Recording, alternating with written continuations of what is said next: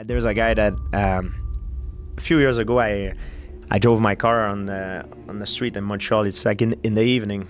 I see a tall guy coming at me, and he begged for money. Put down my window. This guy, I swear it's true story. He's a guy that used to bully me in school. Whoa. I say, I don't want to say his name, but I say, hey, wait a second. I park my car, park the car, go talk to him. I say, what the hell you doing here, man? He's like, and he thought I would be angry because when he see me, he saw his reaction, like shoot, like now I'm world champion, you know, right. like I can beat him up, you know. Right. Back in the day, he was like 3 years older than me, was bigger, he was beating me up in the bus, this guy. Now he see me, he's like kind of a scare. I get out of my car, he don't know if he should run or not. So I go to him, I say, what you do here, man? He's like he's like, yeah, I know, but things doesn't go well for me, you know.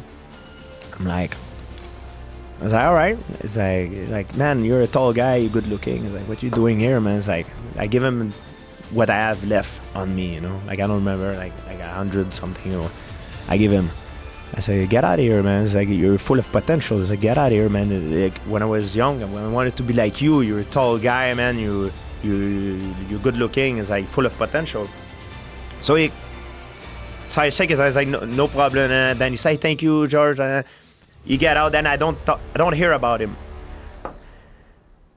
Few months later, I go to my parents' house for having dinner. Then my dad say, hey, you know who come to the house a few days ago? This guy. I'm like, yeah, I met him. He said, yeah, he said you met him in the street, but now he said he came to thank you. He wanted to talk to you, but I said you don't live here, and I didn't want to give you a number. But he said, look, George, he talked to me. And he said he changed my life. Now I have a job and I feel good. I just want to say thank you to him. And it feels so good. Wow. Just when I met him and I didn't get angry at him, like because it was still there. He did very bad stuff to me when I was young, but when I see him, it made me feel good, kind of a relief now. Yeah. And this guy, when I was young, he was beating me up in the bus all the time. He was ridiculizing me. I had like Adidas pants that you can tie it like this. It was like taking off, so I was like in underwear in front of everybody, in front of the girl. He was beating me up all the time, and he was stronger than me. He was like 3-4 years older than me, and he was tall and strong guy. He's a hockey player back in the day, and yeah, I couldn't beat him. Even with martial art, he was always stronger than me. He hurt me a lot, like back in the day. So my dad, one time I got beat up in the bus. So I told him, because I came back with a black eye. One time in my life, I told my dad what happened. I never said anything, but I said my dad, I said, yeah, he's a guy in the bus, he beat me up. He said, I tell him the name of the guy. So my dad, what he did, he found out I'm from countryside, so everybody knows who everybody lives. He goes to the house, he talk to the dad, he say, listen, stop, can you tell your son to stop hitting my son in the bus because he need to be focused on the school. And the dad, when my dad came back, he said, hey, I want to talk to his dad, he's gonna stop. So he said that his dad was like drinking and stuff, and he was beating the shit out of his son. Oh. So the way this guy learned to communicate through his dad was beating him up. He was drunk and beating him up. That's the way he was communicating with me.